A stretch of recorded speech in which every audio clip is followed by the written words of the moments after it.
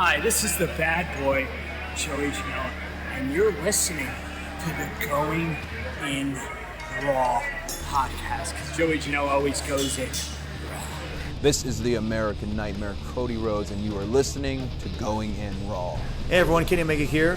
In case you didn't know, we have an awesome kick-butt show called Stephen Larson's Going in Raw, and they're going to be supporting AEW every week amongst many other things.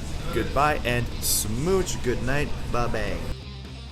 Hey, friendo, Steve here. And Larson. And welcome back to Going in Raw, the only pro wrestling podcast you need to be listening to right here, youtube.com/Stephen Larson, and available wherever podcasts can be found. Be sure to hit that subscribe button, a little notify bell next to it, to make sure you always get your new Going in Raw notifications.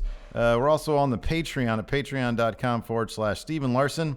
We've had a bunch of great bonus content there this week. Yesterday we put today you get more GTA 5. I gotta put that together real quick.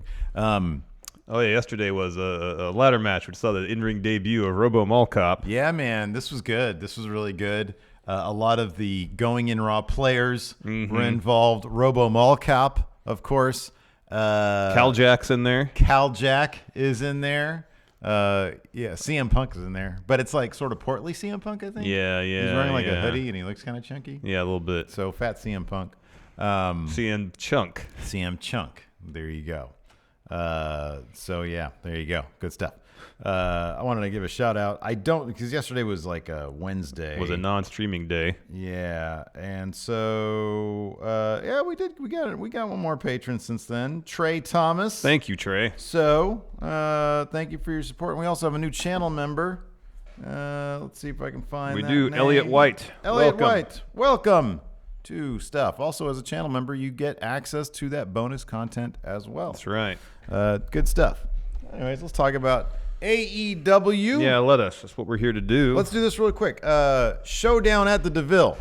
I gotta keep on remembering. Yeah, Showdown at the DeVille. Cal Jack's got himself a show this Saturday, Vacaville, California. That's right in between San Francisco and Sacramento. I think it might be close to equidistant between the two large metropolises. 7 p.m. It's bell time. DeVille Theater, Vacaville, California, this Saturday, the 14th. Wait, is that the right day? 15th. 14th. 14th? 14th. Yeah. Oh, that's right. Today's Thursday. TLC is 15th. Days are all mixed up. Yeah. 14th is Saturday. It's upcoming Saturday. We're going to try to go. You know, plug in the Christmas tree. You want to do that while I finish talking about Cal's show? The card's great. Cal's taking on El Chupacabra. You got Reno Scum. Kratos is on the card. Oh, cool. Yeah, Kratos is great. Reno Scum, they've been on Impact before. Yep. J.R. Kratos, he was on the last edition of Josh Burnett's Bloodsport. Oh, yeah. He's been wrestling in the NorCal area for a He's long terrific. time. Yeah. The card looks really awesome. So if you're in the area, anywhere between Sacramento and San Francisco, by all means consider it. Tickets are available on Eventbrite right now. Yeah. Just go to Eventbrite. Showdown at DeVille. Yeah, type in Showdown DeVille and you're good. Yep. So there's that. And then I just want to mention this really quick. Last night, finally, I packed the last of the Friendo Club shirts and then whatever else was there on Friendo Market that people had ordered. So those will be in your mailboxes if you're in the United States, hopefully early next week.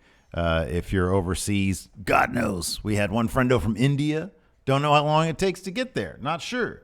The UK usually pretty good, like maybe 10 days, maybe a week. It's actually shorter than you think it'd be. Australia, we got a lot of friendos in Australia. Yeah. I don't know how long it takes to get there. That's a lot of water. I think it gets there and then they put it in a kangaroo pouch and it goes bouncing to wherever it goes. Hey, piss off, ghost. Is that offensive to say that? Is that culturally insensitive? Or are they strapping on a boomerang? Okay, I'll stop. I'll stop. That's fairly harmless. Or they give it to Crocodile Dundee. I don't know. Anyways, Paul Hogan, he was a national treasure. He is a national treasure over there. Is he still alive? I think he might have died. I thought so too. You know, he married the lead actress. I know. What did you think of AEW last night? It was a fun show. Yeah. Oh, we do have a couple leftover shirts, by the way. We've got a couple sizes in each one. I might put them back up for sale because I know not everybody got what they wanted. I think Paul Hogan. Oh, he's still alive. Nice, good for him. Why did I think he passed away? Yeah, I thought the same thing too. Mandela effect. That's been happening to us lately. People who think we're alive are dead. So anyway, the trippiest one was Masked Undertaker. Yeah. That was super trippy. He had who was wearing the mask backwards. Yeah. So anyways, Well, they put the mask on the real Undertaker so you forget what real Undertaker looks like, so you think that fake Undertaker is real Undertaker? I guess. That's ridiculous. No, the mask was never involved with the Undertaker or with fake Undertaker. That's what I'm saying. Yeah. That's what I'm saying. They put the mask on real Undertaker so you'd forget what real Undertaker looks like. Yeah, could be. Ridiculous. Because primetime Brian Lee always had the hair in his face. Yeah. It was hard to make out Yeah. features per se. Anyways, yeah, the AEW was fun last night. That main event, wow. Yeah, that was fun. Was it just me, or did they turn the crowd noise down? I kept on looking at the crowd, and they were like, it was like they were just soaking it in as opposed to reacting. Well, to I anything. thought during the actual match they were really into it, but when the finish happened, it seemed kind of ho hum. Yeah, because I was paying attention to the crowd too, because some of the stuff was ridiculous. Apparently, Nick Jackson was wrestling. He had the flu yesterday. Yeah, and did all that, which is insane. Gutsy performance. But I was paying attention to the crowd when crazy stuff was happening. They were into it. They were reacting. But not like the level that you'd think they would. I'm not trying to crap. I'm not trying to start this off negative. I do think AEW. I just thought it was odd. AEW does kind of like the crowd volume seems low. Yeah, they still have a long way to go to get there. Like during the MJF inset promo early on. Yeah, they took him a little bit to get his levels up. Couldn't hear a word of what he said. So it's kind of silly. But that match was awesome. Yeah, it was really fun. There was some fun stuff. MJF promo was okay. I thought that was really good. I thought MJF, he really is something else, and I'm glad that after finally now that we got. I mean, the best thing about his turn is that he's like featured basically in I guess the A story. Well, I guess A would be Mox Jericho, but the B story, I guess. Yeah, top B story. One of the most prominent stories. He's featured, and we get to see these great promos of his because they're really, really good. Let's talk about this now. They did announce their next pay-per-view. It's going to be Revolution, February 29th, so about 2 weeks later than I thought it might have been. Because I thought they might do President's Day weekend, but they're doing it in conjunction with C2E2, which is a big entertainment convention thing in Chicago. So it's in Chicago again. It's not the Sears Center. It's downtown. Yeah. I believe it's where DePaul University basketball plays their games. Unless they still play at the Allstate Center. I'm not sure. It's the Win. Oh, Win. I wrote it down. WinStar. Is that what it is? Waystar. Wintrust Arena. Wintrust. Wintrust. It's downtown. It's a newer venue. I think I looked it up to see what the capacity was, about 10,000. Yeah. And it's I think it opened in 2017, so it's a new venue, newer venue. Yeah. So in terms of the time frame, February, that worked out in terms of how they've been scheduling their shows. Someone asked Conrad Thompson on Twitter whether it be a StarCast in conjunction. He said no, probably because it's already being put on in conjunction with another convention, C2E2. It's interesting they chose to do another pay-per-view in Chicago because in 6 months after that, it's going to be All Out again. They said that's going to be in Chicago every year. Yeah. So I know we were hoping for something on the West Coast. I guess we got to hope that Double or Nothing 2 happens in Vegas again. Barstow. Yeah, Barstow Del Taco, man. That's where it's at. Yeah, man. So see how it plays out. Who knows? Is this something they're going to do on a regular basis consistently, or if this is just, a one-time deal to see if this is going to bring in any new fans because it's already involved in a pop culture convention. Remains to be seen. I mean, we've seen that because like Fyter Fest was with CEO. Yeah. They seem to not be adverse to doing Partnering. shows. Yeah, with other pop culture or gaming conventions. So who knows? Yeah, no, I mean it's smart if their demographics research has indicated that they have a crossover type audience or potential for a crossover audience, and it's a smart move. Yeah, I am bummed out that it is in Chicago again. I understand the reasoning, everything you said makes sense, but just the fact that it's in Chicago, it'd be kind of nice if it was somewhere else. But otherwise, I thought it was a solid. And of course, the legend of QT Marshall grows and grows with that hilarious tumble out of the ring. Oh, the Sasuke special. It was something special about it. Yeah, man. That was hilarious. That was great. That was hilarious. Got him over, man. It totally did. That was a very. It is the most everyman high flying maneuver I've ever seen. Yeah, it really was. A little bit more discord between Hangman and Kenny Omega, the Elite in general. Yeah, I was actually kind of surprised they were tagging to begin with, given that Hangman quit the Elite. Yeah, we'll get to that when we get there. And they're tagging again next week against Lucha Brothers. As good as they're, as awesome as they're doing with MJF. You know, I always look at those two guys and you see them as kind of two sides of the same coin. They're both young. They both have huge ceilings for what their thing is. Like MJF, that dude is obviously just going to be, for decades, he's going to be a great heel. He'll probably go back and forth, but he's always going to be at worst a tweener. Hangman, I think, has all the upside to being a great babyface. You know, they're both terrific, but man, they have handled MJF almost perfectly. And Hangman still, it just seems a little odd, some of the decisions they're making with him. Yeah, I know. Like, I think one of the most frustrating things is simply the lack of development on television. And then even when you eat, because I watched Being the Elite at this point. I didn't see this week's, but I saw last week's and a couple weeks before that too. You know, he comes in and he has like a silly gimmick thing with the private party. I was going to call it Street Profits. The private party. And I'm like, wait a second, where's the GD character development here, man? Yeah. You know, a week before that, he goes into the Elite and he's like, hey, I think I'm going to leave the Elite. I'm out of this group. Yeah. And that was okay, cool. I can't hear what anybody's saying because it's not Mike, but whatever, I get the point. Yeah. And then the next week he's messing around with private party. And I just maybe that's why they don't really do the kind of Being the Elite stuff on the show, because it's all just for the gags. It's not so much for continuity. It is. No, it totally is. But then you're left with, I need to know what the hell this is going on with this guy's head, because if all I have, and here's the thing, you know, Being the Elite gets about 100,000, 150,000. Let's say that, being generous, 100,000 people watch that show. Yeah. That's a tenth of your audience on TV. Mm-hmm. So 90% of your audience doesn't watch that. Yeah. So where's the development for Hangman Page on TV? I kind of feel like there's a lot of the Elite guys, save for Cody, who I feel like they know, well, we can turn the switch on and, you know, instantly get them in an interesting story, push to the main event. But in the meantime, let's develop all these new signees. We've seen it with Kenny, where Kenny's like, he has had some character development on the show, but he's not like a regularly. I feel like he's had more matches on Dark than he has on Dynamite. That's a common sentiment on Twitter. I noticed. So it seemed like they're really focusing on developing everybody other than the Elite right now. Yeah, and I mean, maybe you're right. Maybe this is part of a plan. I mean, I'm not going to say that they're Vince McMahon and they book week to week. I wouldn't think that they would go into this with the idea that they're going to consciously book their own crap, like their own creative to be absolute crap. I've said this a million times. We've had this conversation before. Yes, we have. I understand that it is not an easy task. I would imagine you're in a situation where you are what people want to see and you're in control. Mm-hmm. How do you book yourself so that it doesn't come off like you're self-indulgent, like it's a vanity project? I get that. But you've got Kenny Omega was going to be debuting on main roster in WWE. He's a big deal. Yeah. You need to make him a big deal. Yeah. They've done that successfully with Mox and Jericho. He's top star in Dark, man. Oh, God.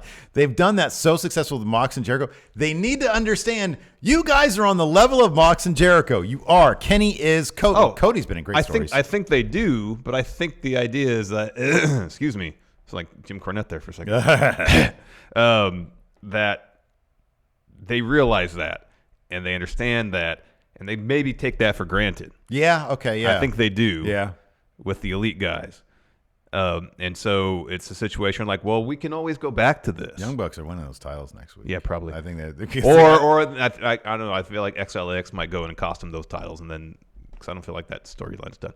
I was actually kind of surprised the Young Bucks won last night. This ain't WWE main roster, man. I think they're going to have this is a big deal show. Yeah, it is. It's going to have a clean finish. I think the Bucks are going to have those titles. That's what people want to see. No, I know. How many title defenses have SCU even had? None, I don't believe. Yeah. I don't think they've defended them yet. Anyways, yeah, they probably take the popularity of the Elite a bit for granted. And you know, I wouldn't be by next summer, Kenny's going to be in the main event scene, whether it's against Jericho or probably Mox. It's entirely possible that Mox wins that title at Revolution, if that's when the match happens, or if it's on the cruise. By the summer, Kenny's going to be in the main event scene again. They're just doing the story where he had an issue leaving Japan, coming over here. It rattled his confidence. Now that he's racking up some wins, his confidence is coming back. But, you know, you don't see him for a couple of weeks, and you see the match last night, and you're like, dang it, man, I know. So good. I know. He's so good. I need to be convinced that AEW is a good idea for him. you know, because like I think about his work in New Japan, I'm like, man, I miss that Kenny Omega, you know. And I think we will see it again. I think they're just biding their time, knowing that, all right, we put the belt on Jericho because he is the most well-known name this company has. Well, yeah, that for sure. We do that. And if he's going to hand it off in February, because Jericho said he knows exactly what he's doing up until February. If he loses that belt to Mox in February at Revolution, well, Mox is probably the second most well-known name that company has. Have him carry that belt until the summer, and then, you know, Kenny can go and get his win back from Mox for the title at All Out 3 or something like that, you know? Yeah, at that point, it would be all something else. Yeah, All Outer. All Outer. Because, you know, Pac last night said, I want my rubber match against Kenny. So one of the things that kind of caused Kenny's crisis of confidence, if you will, is that loss to Pac. And now he's got that win back. I guess last week I didn't watch it, but I guess he won. And so Pac wants the rubber match to reestablish his own dominance. Yeah. And whereas Kenny's going to be like, sure, I'll have another match. And if he wins that, then sky's the limit for Kenny Omega. Yeah, you better. Kicked off with somebody who definitely did not win, Alex Reynolds. They were talking about Moxley as he was making his entrance to fight young Alex Reynolds. I think he's young. Oh, Nate Morris says they defended the tag titles.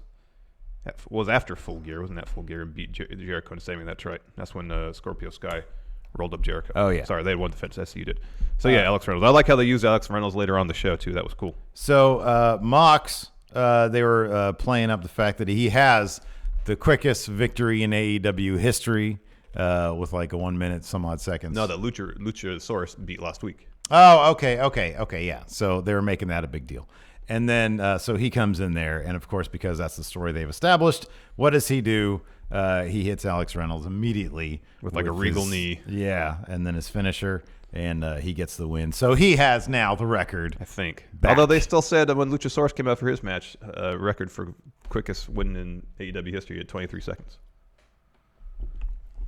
They just had that Chiron done and ready to go, and they didn't have time to change it. I don't know. Anyways, I mean, it's entirely possible. It's entirely possible that there isn't really a grand plan, and they're just going as by the seat of their pants. Who knows? Weekly TV probably sneaks up on you really quick. It can, yeah. Imagine they have the broad strokes painted probably. out. The details can be kind of difficult sometimes. Anyways, so Mox tosses Alex Reynolds from the ring, and then it's John Silver, I think, is his tag team partner. yeah. He comes in there, drops him with a paradigm shift.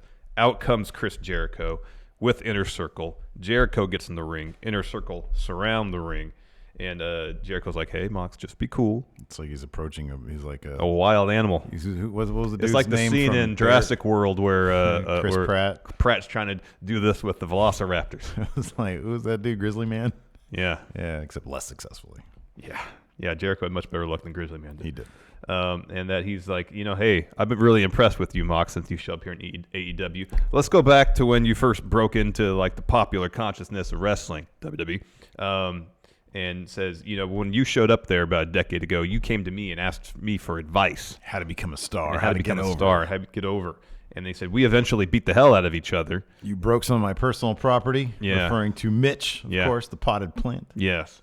And said, I made you a main eventer. And then when you were kind of cast adrift there, I, Chris Jericho, steered you to All Elite Wrestling. And says, you're maybe more powerful than you've ever been, but you don't really understand how powerful you are. So you need my advice again. My advice, essentially, is join Inner Circle. Imagine if Mox joined up with us, unbeatable. He extends an invitation with the T-shirt. Yeah. That's a very important aspect of inviting anybody to your faction. Yeah, but the thing is, we should do one day some research on this. The math on does the iconic nature of the T-shirt / logo, does that have a better chance at recruiting somebody than the weak ass Inner Circle? It's not an iconic T-shirt. Have you noticed nobody wears the damn thing? Apparently they sold pretty well. I think they probably sold pretty well day one because it was a new thing, and immediately they said, hey, we've got this new shirt, and everybody's excited about AEW. But nobody in the Inner Circle wears the damn shirt. Yeah, that's the problem. They got to wear their shirts. You've got a beautiful faction with a lot of people, and nobody wears a shirt because it's ugly. I said that from day one. I don't think it's ugly. It's not iconic. They needed an iconic logo, and then you put it in front of somebody, it's like, man, that looks good. that might sway me to wear it. I might look cool in that. But you look at the Inner Circle shirt, and I'm like, what does it look like? It doesn't even look like anything. So I don't think he's going to join simply because the shirt's crap. I don't think he's going to join. He would have joined if it was a good-looking shirt, Larson. No, he wouldn't have. So Jericho says, hey, but don't rush. Take your time. Take the holidays. Think it over. Consult your wife. Consult your mom. I met her. He says mom, right? I think that's what it was. He says, I met your mom. Talk to her. Yes. Consult with your family and just let me know. Yeah. And then he just really puts the shirt on Moxley's shoulder and just cautiously leaves the ring. Mm-hmm. Yeah. And after that, there's a really cool and brief video package about the XLAX Young Bucks match with tons of PWG footage. Interview with Excalibur. That was awesome. I was kind of surprised that they were able to run so much PWG stuff. Oh, what, are you surprised by the Excalibur? What are you talking about? No, I know, but PWG, they're pretty darn protective of their stuff. Isn't Excalibur part owner of it? I don't know if he's part owner. It's Super Dragon. I don't even know if Joey Ryan has a stake in it anymore. I don't know. It's all about personal relationships, man. I know Super Dragon is the booker there still. That's what it's all about. I mean, it's entirely. I guess I'm not super surprised, but you don't usually see PWG footage on broadcast television. No, you don't. Cable television. So that was a surprising aspect of it. Yeah. They're very protective of their I'm not sure stuff. WWE won a bunch of footage of Adam Cole saying "S my D." Probably not. Because that was literally his thing. Anyways, so yeah, boy, there was some funny stuff. I've got to watch. I still have those DVDs. I have to watch them. Oh yeah, I'm gonna watch that Kevin Steen one. Mm-hmm. So anyways, where were we? Oh yeah, it was a good video package. Yeah. But before we continue, of course, here's a word from the sponsor of today's show, Hawthorne. Hey Larson, I know I don't have to tell you this. Yeah. Smelling good is important. Yeah, well, we're here to tell you that with Hawthorne, you could smell good, really good. See, Hawthorne makes getting great smelling cologne easy. Here's all you got to do. You take their quick 2-minute quiz on the internet, and Hawthorne will tell you 2 colognes that work best for you. One for work and one for play. That's play right there? It's Carl Anderson dance, right yeah. there? That's good. I took the quiz and found out I should wear fresh and aquatic here at the office, and then aromatic and woody when it's out time to play. Heck yeah, man. Get your Woody on. But here's the thing. Hawthorne also offers other personalized products like deodorant, shampoo, body wash, and lotion. I keep this lotion here because my hands are dry because it's cold. Yeah, man. And it's great. And then sometimes I leave the office early, and I don't want to hear about who knows what to do with that lotion. No. Then everything is shipped to your door. And Hawthorne is totally risk-free. You get free shipping and free returns. And right now, friendos can check out Hawthorne at hawthorne.co. That's Hawthorne with an E. And use promo code GIR to get 10% off your first purchase. That's HAWTHORNE.co and use promo code GIR to get 10% off your purchase. Hawthorne.co. I haven't left yet, so you don't have to do that now. That's for my hands. They're so dry. I'm sure it is. Anyways, after that, we had that tag match, The Butcher and the Blade versus Cody and QT Marshall. Yeah. We had, during the entrances, we had a little picture-in-picture MJF promo. Couldn't hear the first third of it. But, we all assume it was really good. Yeah, he was just saying, hey, I'm the one, I'm bankrolling Butcher and the Blade. Mm-hmm. You let them choose your partner. Give me some of that. I got dry. I got my knuckles are dry. There you go. Thanks. And in effect, you allow me to choose your partner. So I'm choosing you a partner essentially who's going to suck. Yeah. So good luck, champ. Oh, wait, you can never be champ. I don't think he snorted, but I just did that. I can't touch my notes here. There we go. Got too much lotion on my hands. So anyways. It was actually a fun match. Okay, so yeah, it was a really fun match. Go ahead. Sorry, what were you going to say? It was a fun match because they very obviously and entertainingly set it up where Cody could probably beat Butcher and the Blade by himself. That's a major problem, isn't it? No, but it was funny because whenever QT Marshall came in, he would just get annihilated. It was funny. It was funny. Yeah, it was funny, but man. I mean, that story of Cody seemingly being overpowered in relation to Butcher and Blade only worked till only was in effect really until the last third of the match. There was that near fall when Cody and QT were all on the same page. Yeah. And then he didn't get. I think the QT went for the pin, only got a 2, and then I think they dispatched Cody somehow, and easily, completely. Maybe going into this match that Butch and Blade was going to win, and QT Marshall was going to take the pin. Mm-hmm, yeah. And they could have. I don't know. I just feel like the approach they took with it was actually fairly entertaining. Mm-hmm. Because now, like eventually, yeah, Cody got some offense in quite a bit and seemed to really not be sweating it too much. But at the end of the day, QT Marshall's not going to cut it. Right. And at the end, at a certain point, Butcher and the Blade are going to be able to overwhelm Cody, even if he can hold his own for the first half of the match. So it didn't bother me. I know I didn't view it as an embarrassing thing for Butcher and the Blade. I thought it was by the conclusion of the match. I thought that it started to border that, and then it didn't, and it was fine. Be really careful about that, though. Yeah, I know. And this is another thing that afterwards, Butcher and Blade got the win. And so the story, and Cody illustrated this in his promo a couple weeks back, was I don't have any friends anymore. Yeah. Nobody's going to help me out here. MJF was my best friend. He turned on me. The Young Bucks are in a blood feud right now. Kenny's got his thing going on. Who knows what's in Hangman's head?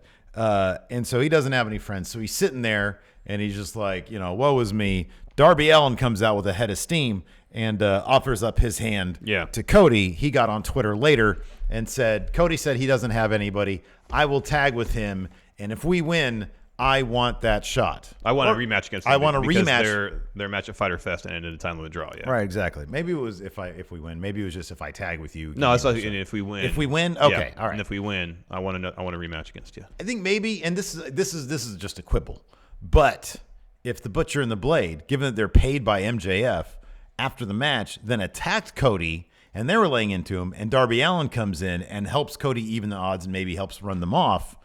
That might have been a bit more of an urgent situation as opposed to Cody just sitting there.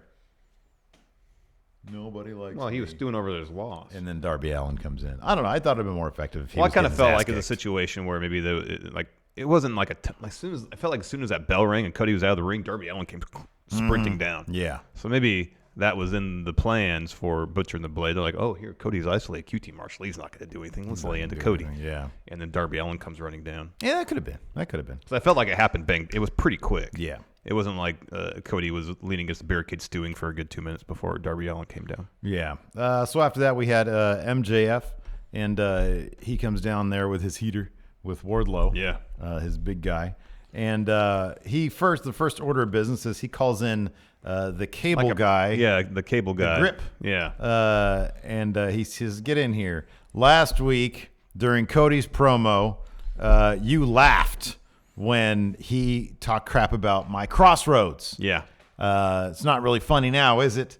I want you to kiss the ring as your apology. And so the guy, without much hesitation at all, kisses the ring. Doesn't matter. He still gets hit with crossroads. And then MJF's like, hey, that looks pretty good. Mm-hmm, yeah. So, And then he continues to deliver a promo saying he wants Cody to suffer. He talks about Cody calling him a knockoff NWO Chris Jericho and says, you want to call me fake? You're fake. The only thing real about you is your lisp. Ouch. You don't care. I mean, he says it looks like a cat pissed in your hair. Yeah. You don't really care about the fans. It was crossing a lot of lines. A lot of lines. And he dares Cody to fire him, but says he won't because Cody wants to get his hands on MJF and beat him up. Yeah. And MJF says, sure, you want a match with me? You're on, but I've got some stipulations. I'm not going to say what they are now. I'll let you know in Jacksonville, which is January 1st. Yeah, he was running down that crowd pretty hard. Garland, Texas, called him a bunch of rednecks and hicks and whatnot. Kind of rude, to be honest with you. Well, that's his job. He's a heel, to be rude. Well, just saying, Anyways, after that, we had another dark. I thought this was video awesome. package. You had Alex Reynolds in his hotel room watching TV, and the Dark Order commercial comes on, and it kind of goes back and forth between being like an earnest, infomercial, and then the guy, the host, talking directly. Alex Reynolds like, "Aren't you tired of jobbing? Aren't you tired of losing matches?" Yeah, I thought that was pretty good. That was pretty good. And then John Silver walks in and is like, "Did you say something?" It was pretty cool. Yeah. No, I liked it too. That is one thing that is that is very refreshing about AEW. And it's one of the bigger contrasts between that and what we see on WWE's main roster product is, for example, when MJF comes down and he berates the cable guy, the grip, for laughing at him the previous week. I actually remember that guy doing that. And so I like that they will take... it's a continuous story. Yeah. That's what I like about it. Something happens one week. There's a cause and effect thing. So next week, the logical thing plays out. Yeah. There are consequences to what happens. Yeah. And it's just jarring because on main roster, you'll get NWO Eric Rowan one week, and then he disappears the next week. Yeah. So it's one of those things that they will do on a regular basis that it's like, oh, you sort of took, you take for granted that, man, these guys are actually telling a continuous story week to week. It's pretty cool. I like that. It's a bummer that they didn't introduce a Dark Order like this as opposed to have them show up. Yeah, I agree. But let me ask you this. If they had done it backwards, if they had done it like this was their introduction, well, I guess not, because we see them in these vignettes sometimes. Yeah. Because, like, regardless of this stuff, they're cheesy, right? But now, at least now, it's like, okay, so we got the cheesiness. It wasn't getting over. They're doing these vignettes. I already have, like, it's like, okay, cool. Now they're course correcting. I don't know. I kind of feel like this was. But imagine if they'd run these vignettes before they made their debut, cold, which is what happened. Yeah. And you're like, oh, this is because these are interesting little vignettes. They're pretty cool. They are. They're well done. And so when they show up, you know what they're about. Yeah. You know the darker underpinnings of what the Dark Order thing is. Yeah. Yeah. No, you're right. You're right. And it would have more resonance than them just showing up. Oh, who are these guys? Beating up best friends. How great is it, though? How great is it that, like, they obviously weren't getting, and I don't know if this was always the plan, to introduce them cold and then do vignettes, and you have sort of like a readjustment. I don't know if that was always the plan, but I do like that they didn't like, they weren't getting a reaction, and so they were just like, okay, well, let's ditch this, or let's forget about them for a while, or let's. What's a creative way to kind of repackage or focus what they're really about? They and show think that they audience. have a good idea here. Mm-hmm. Just the general premise of the Dark Order is a good idea. It's not working. Let's give them some story then. Yeah, I know. And let's give these people a reason to care about the thing that we see in them. And I like that. That's good. Anyways, after that, we had Big Swole, again, another AEW signee. Yeah. There's some cool backstage video of Kenny Omega asking her to sign like a deal or something like that. He was like, I hope that you will come to terms with us because I see all the potential in the world for you. It was funny. He said, hopefully you'll agree to the terms. He said something about the terms. And I was like, this all seems very impromptu. That's pretty funny. He's wearing a bright green shirt.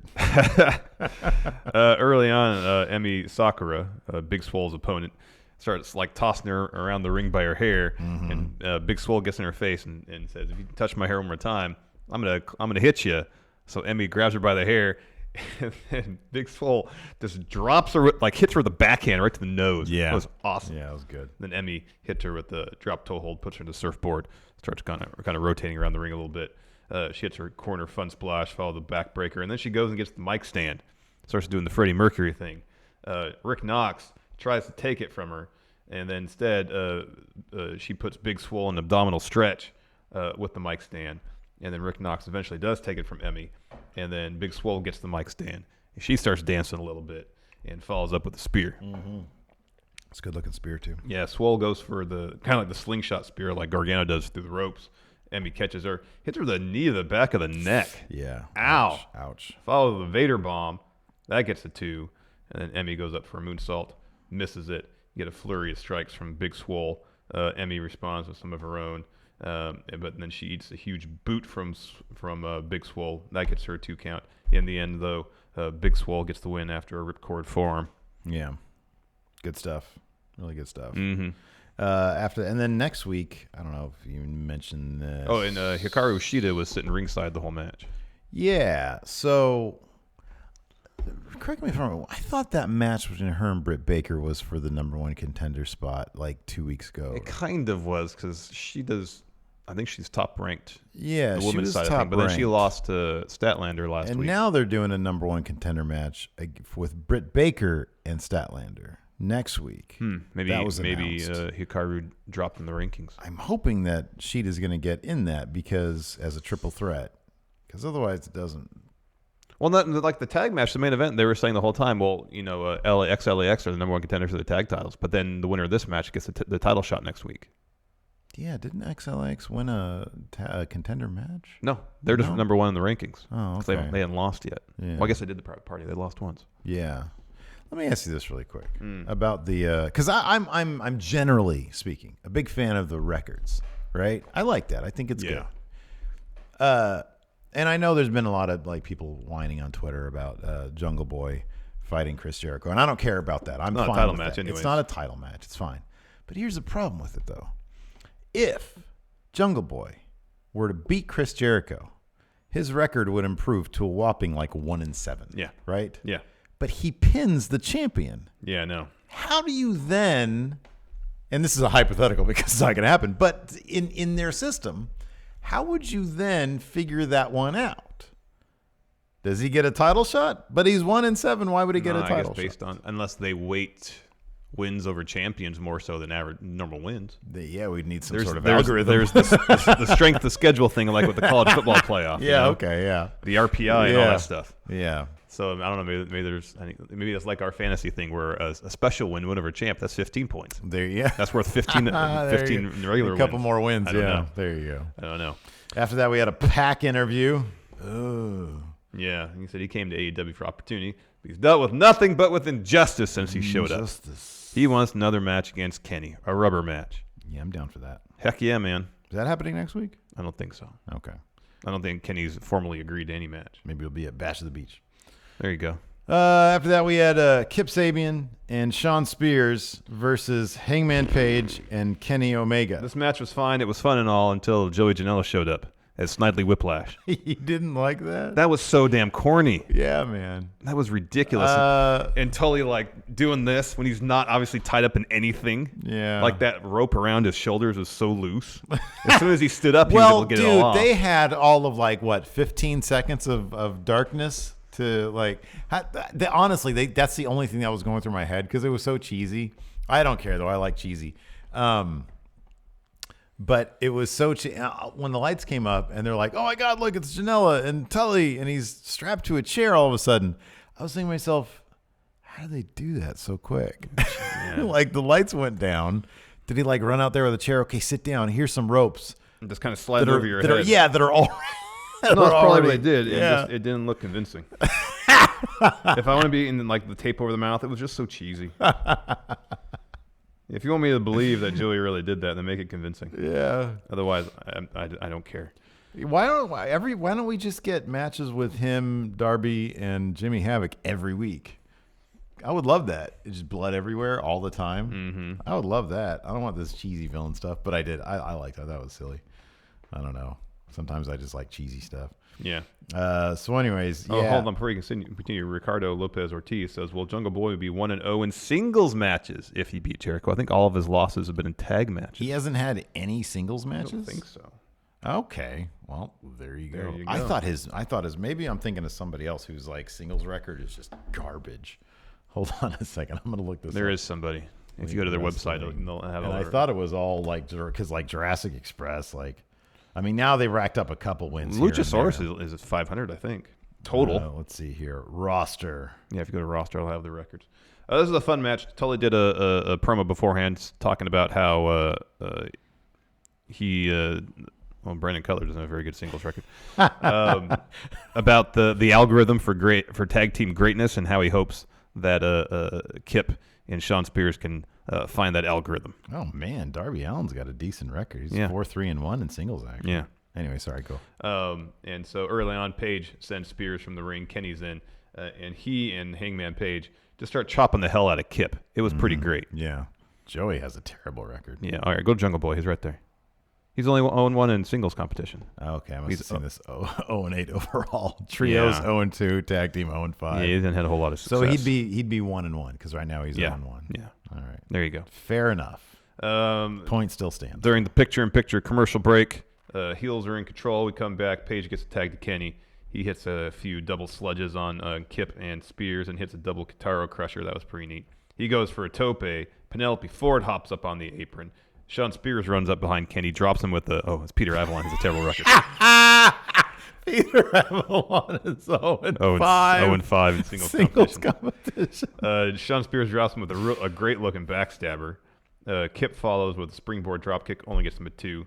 And then Penelope drops Page with a Hurricane Rana ringside. That was rad. That was awesome. That was awesome. And then Kip hits a Tornado DDT on Kenny, gets him a 2. And then Spears is distracting the ref, so Penelope Ford gets in the ring and does that handspring back elbow thing. Yeah. Which is amazing. That was really cool. On Kenny, Kip follows with a perfect plex, still just a 2, and that's when the lights come down. Lights come back up. Tully's tied up at the top of the stage, and Joey's behind him. Cheesing it up with a huge smile. I got you he's now. missing the mustache to do that too, you know. Spear runs up the ramp to free Tully. He and Joey brawl backstage. Back in the ring, Kip's like, "Oh, what? I have no partner now." Yeah. So Kenny hits a V trigger, and then Page tags himself in, hits buckshot lariat to get the win. Kenny's reaction was pretty funny. First, he's all, Yeah. "Well, all right, win's a win." Well, wins a win. And Hangman's just completely ignoring him. Oh man, he's just mean. Dude, yeah. He's Passive aggressive. intensity. Passive aggressive. And after that, Brenny's in her hotel room doing a promo, and it's actually pretty good. She's just talking trash about the women's division. This is really well lit to be in a hotel. I felt like this is at their house. Well, maybe it could have been. Maybe, I don't know. Anyways, this is really well done. It was really well done. Cool, yeah. And she's talking trash about pretty much everybody in the women's division. Says, "I still want my alien, Chris Statlander." Yeah. And then what's her name? Melanie Cruz. She's there. Yeah. And then she's about to tease. There's about to be a reveal of a new member. Hold on a second, though. You're leaving out the most important part. What did she say about Britt Baker and Adam Cole? Yeah. Shoot, what Ouch! did She say? called her a groupie. That's right. She called her a glorified groupie. Wow. Ouch! Wow. That's rough. Yeah. That is rough. She said, if I had like $1 for every time His name was mentioned or something like that. something like that, That she'd have a lot of money. Yeah, that's pretty rough. And she brought up Cody too. Oh yeah. Well, she said that it's different with me and Cody because we've been married for 7 years. All right. Anyways, All right. So who was that guy? Who was the question mark there? I don't Is know. that Josephus also? maybe. I'd love to see Josephus in AEW. Yeah, there's a dude sitting there with no hair, and he's about to turn towards Cameron, and Brandy says, "No, not yet." Let's see if chat knows. Has anybody? I have not seen any stipulation. Yeah, T. Jackson mentions this. Sammy's record is terrible too. He's 0-3 in singles competition. He's better than 500 in tag team competition, though. Whoa, Sean Spears is 4-3. Yeah, man. Wow, good for him. Chairman indeed. Sonny Kiss has had matches. Yeah. I have not noticed that. I think at they've all. all been on Dark. Exclusively on Dark. Yeah. Wardlow. Nothing. Donuts. So that's cool. She said the family is almost complete. Oh, she said, is Riho so small that she's shrinking every week? And that's why we never see her? Yeah. Yeah, that was good. Yeah, I have no idea who that dude was.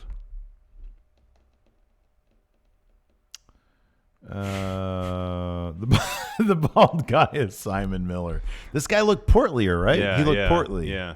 I don't know. I don't know who the guy is. Is it Arn? Is it No. Double A, Arn Anderson? No. Is he part of the Nightmare Collective? I'd be very shocked. Pommy says, I thought it was Dustin for a moment. Well, Dustin was on the episode. Yeah. I mean, not to say he couldn't be in this vignette also. No, this dude seemed thicker than Dustin, though.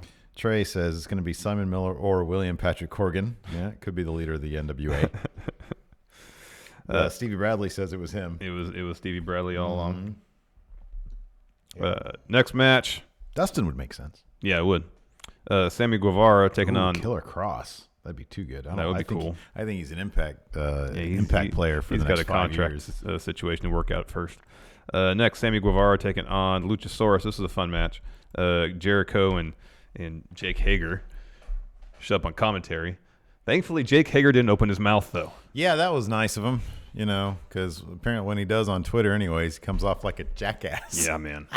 Gosh. So early on, this was a speed versus strength type thing. Sammy's trying to use his quickness.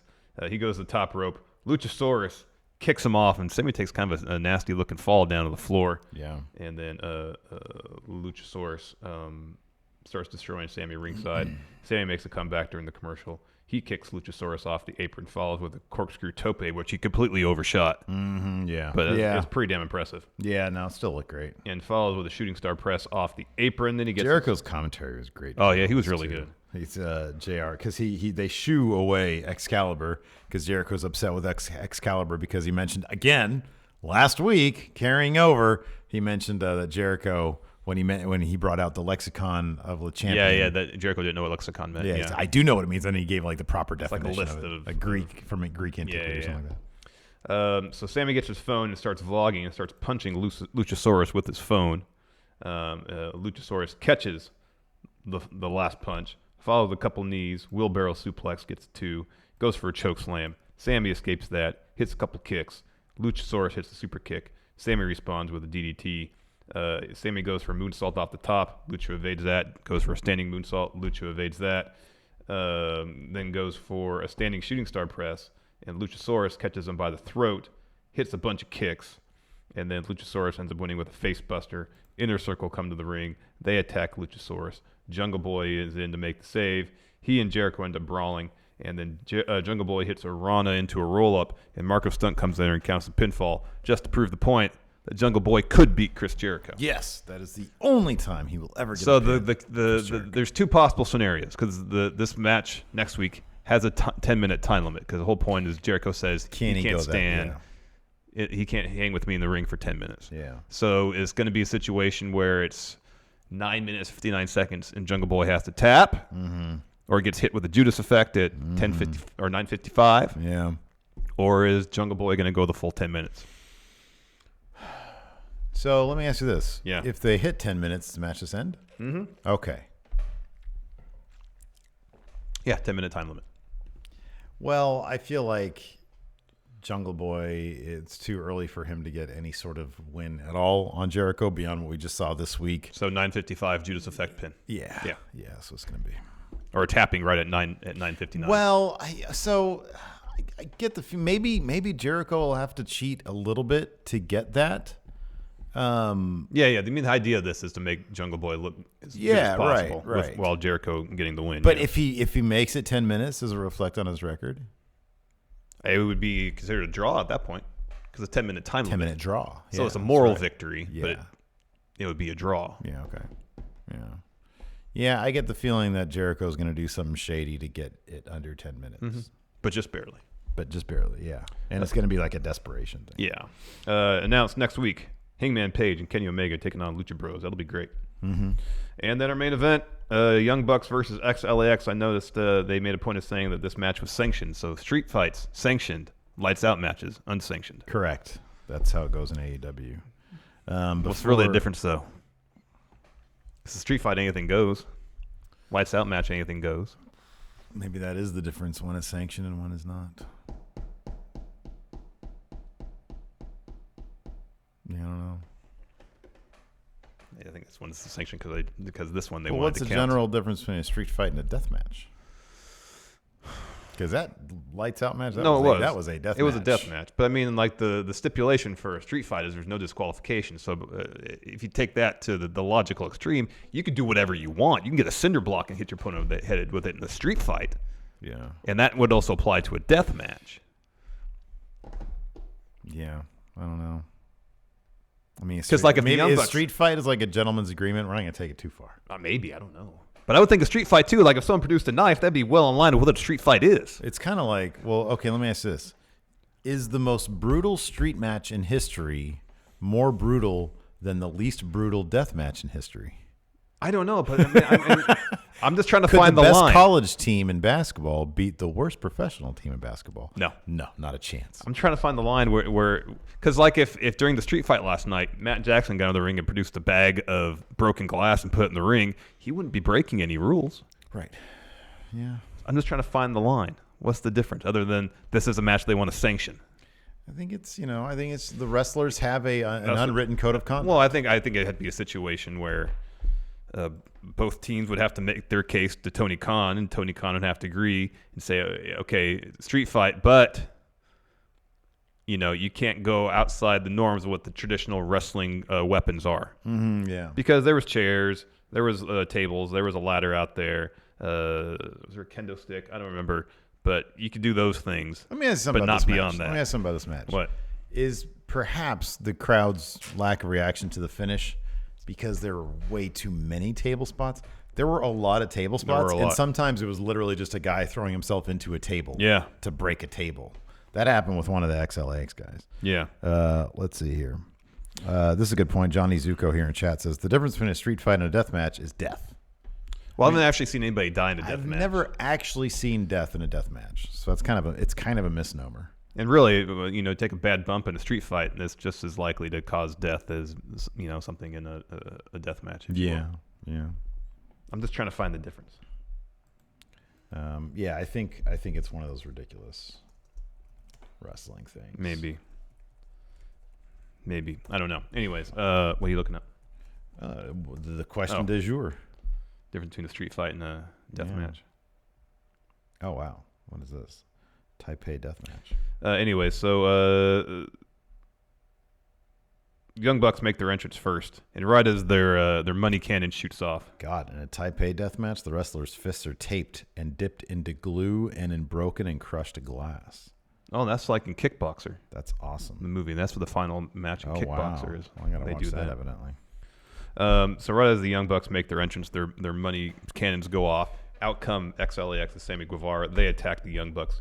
Brandon Cutler is out there and try to do something about that. Bad move on you. Yeah, he gets powerbombed through the stage. Yep. Matt Jackson's tossed off the ramp into security while Sammy's going after Nick with the sock with some baseballs in it. Mm-hmm.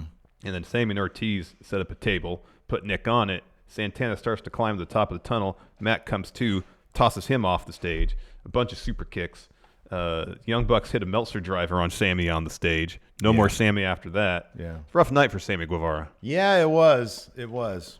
And then Ortiz is super kicked on the table. Nick then goes on the top of the tunnel, hits the somersault senton through it. Matt covers up. 2 count, though. Hell of a way to start the match, though, I'll tell you what. Yeah, it was terrific. Action goes down towards the ring. We see that Scorpio Sky and Kazarian are sitting ringside. First, Young Bucks go over, seem to greet him kindly. Mm-hmm. Manners. Want some popcorn? Some politeness. Yeah. Santana's over there and starts talking trash. Yeah. That allows Matt to come to. He clobbers him.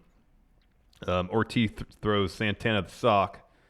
The catch wasn't clean, but nonetheless, they did a good job of giving Santana an opportunity to get that sock. Yeah. He takes the Young Bucks. And then Matt goes and gets a cowboy helmet from somewhere That there was, in the Dallas area. I loved that Ortiz tested it out. Yeah. Because he whacks him with it, or I forget who. Yeah, it was a sock, yeah. Yeah, he whacks him with it, and of course he no-sells it because it's a helmet. Yeah. And then that was good. Matt hits a double spear, and then Santana gets the helmet, hits Matt with it, spits on it. Ooh. Good heel work there. Tosses it out. He eats a couple of Northern Lights suplexes from Matt, and then gets backdropped out of the ring through a table. Mm-hmm, yeah. And then Ortiz tosses Matt out of the ring through a table. He falls with a suicide dive on Nick. They both go through the table. Mm-hmm. That was pretty cool. That was all bang, bang, bang.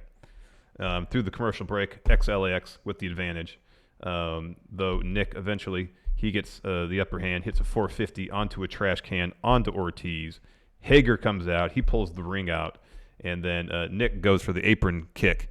Instead of kicking Hager, though, he kicks Rick Knox. Oh, man. Wow. Dustin comes down. He and Hager fight backstage. So the Bucks hit more bang for your buck. Knox is still out. Aubrey Edwards comes down to the ring. She makes the count. Ortiz kicks out at 2. The Bucks are setting up for a Meltzer driver. Santana kicks Nick. That's when he throws himself through the table. I think that's the one. Yeah. Where he just kind of throws himself through a table. And then XLX hit their finish on Matt on a trash can.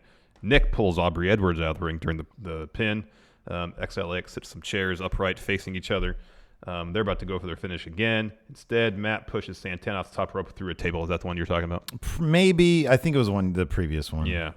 And then Nick follows with the Bulldog. That last one, though, it was like, yeah, the crowd stopped reacting to the table stuff because then there was it felt like there was a bunch of them. Yeah. Nick follows with a Bulldog on Ortiz on the chairs, and the Young Bucks held some Meltzer driver on a pile of chairs on Ortiz for the win. After the match, SCU comes in the ring, poses with their titles in the Young Bucks' face. Mm-hmm. Yeah. So that should be a heck of a match next week. Heck yeah, man. I kind of expect the Young Bucks to pick up those titles. I wouldn't be surprised. Yeah, me neither. Anyways, let's answer some questions here. Let's see here. Do I even have? Where's the Discord? Come here, Discord. Oh, gosh. There's the Discord. Vicky Guerrero did guest commentary on Dark last night. Really? She got a monster reaction. Really? I did not According know to that. Mikey Omega was in attendance last night. That's so He was cool. giving me some updates. And then I saw it on Twitter somewhere also. That's awesome. So that's really neat. Let's see here. Oh, Jimmy Thomas is the bald guy. Could be Cody's uncle, the Shockmaster. That'd be rad. That'd be great. Moving over here to the Patreon. Here, I'll super chats. We got, Tom Talks Rubbish. Happy holidays, friendos. All the best for 2020. Thank you, Tom. Wolfpack for Life says, is AEW giving away too many big feuds early on? I think they need to go big, go early. They do. Yeah, they have to do that. Got to get those numbers. Yep. James Rodriguez, when it comes to factions, how many members is too many? NWO. I think once you're past 5 or 6, that's too many. Well, no, I think here's the thing. It kind of depends on where you are. If you're in New Japan, for example, you can, here's the general rule. 1 member for each division, or 1 act for each division, okay? So over there in Bullet Club, you had the Young Bucks, who were the junior tag guys. Yeah. Gallows and Anderson, and then later on, well, I guess around the same time, you had the Girls of Destiny, or at least Tama Tonga.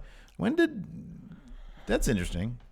So Tama Tonga was with Bullet Club. From the get-go, yeah. Was it when I think Gallows and Anderson left that Tonga Loa? Oh, I don't remember. Yeah, I don't know. I think it was before that. Because you got like 2 competing tag teams. Because I think he left it in NXT and went straight to New Japan. Yeah. So anyways, you have like your juniors, you got your heavyweight tag, you got your leader who should be in the main title scene. Although these days, given that with rosters so bloated, you can have above title scenes, you can have a title guy and an above title guy. Then you have your mid-card guy, you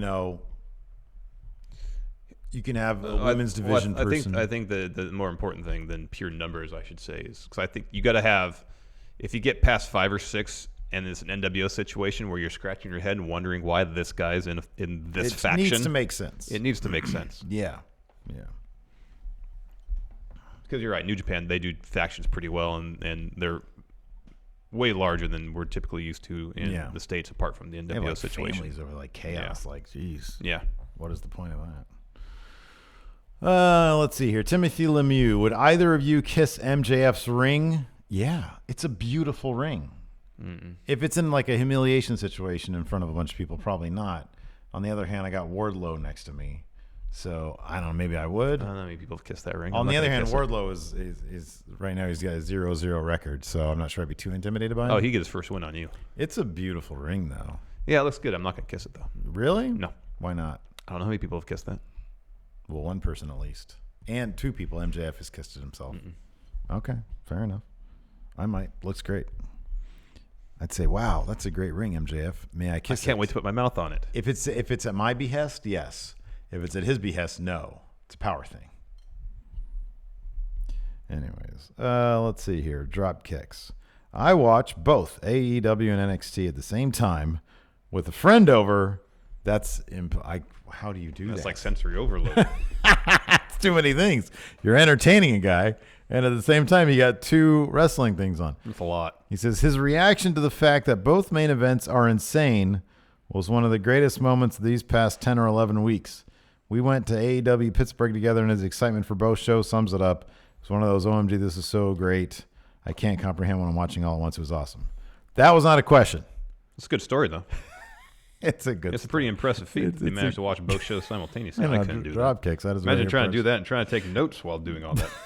That's very impossible. I'm going to come over. You're going to have to entertain me while you're taking notes, watching both shows. You got to take notes on both shows. It's brain overload. Larson.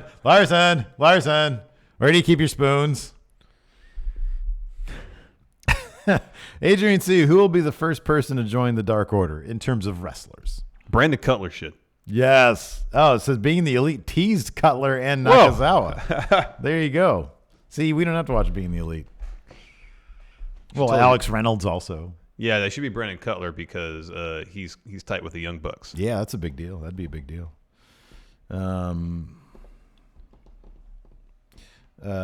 Big Butter Jesus says, what if Tully isn't recruiting for Sean, but replacing him with Hangman Page? I could totally get behind Tully Blanchard and Hangman Page. No, man, I think so far it's been working for Sean Spears. Mm-hmm. He's got that 4-3 He has a winning record. He's got a winning record. Thomas Dunnigan, what other types of weird cult stables should AEW have? None. They have too many. They have Dark Order and then the Nightmare Collective. And then, I mean, the Butcher and the Blade, they kind of have a cult feel to them. I think they're just kind of old-timey. Although that wasn't quite the case as much last night. I didn't get the old-timey vibe as much. W.S. Fletcher, so to piggyback on the faction question, who would you expect joining Seth and AOP? Joe, Drew, someone else? Secondly, never go full Hager. Amen to that. No, I think they should just remain a trio because it harkens back to Seth's Shield days. Yeah. Because that's where I think the more interesting story potentially is Seth. He's kind of cast adrift. He's kind of lost. He wants to go back to something familiar, being a heel with a couple of the dudes. So you don't have to overtly mention Shield, but him and a trio, leading a trio again, especially guys who used to wear kind of tactical gear. I agree with you, but I would take I'd take a potential mid-card guy like a Cedric Alexander. Cedric could be really cool. I think that'd be neat. He's, I see a lot of me and you. You're a terrific wrestler, but you need to get your act together because you're on Main Event doing jobs for Mojo Rawley. Mm-hmm. So join us. And I'll stop looking at my business over here. That's Fightful's YouTube account got BS, killed. Man. That's some BS. Apparently from some BS copyright strike too. Yeah, that's a lot of BS. That's horrible. That's the only reason I was looking at that. Otherwise, I wouldn't be in your business. You're always in my business, man. Never in your business, man. Brother. What you looking at now? Brother. Oh, man. Anyways, a lot of good questions here. I want to say thanks, everybody. In about 2 hours or so, roughly, we're going to go live with our NXT review. Yep. Woo, boy. Fun episode of NXT. Boy, that apron bomb. Ow. From Fandango to one of the sings. Jeez. Yeah. That was rough. The back of his head hit the corner of the apron. Rough. That was rough. Anyways, thanks so much. They should just book Fandango as a destroyer now. Right? They did last night. Man, he just destroyed everybody. You could tell. It's funny, too, because right after that, you could tell that he was a bit apprehensive to do anything because he was like, oh, God, pretty sure I just killed the guy. Man, he had a lot of stink even on that leg drop, though, dude. I know. Anyways, thanks, everybody, for tuning in. We do appreciate it. Till next time, we'll talk to you later. Goodbye.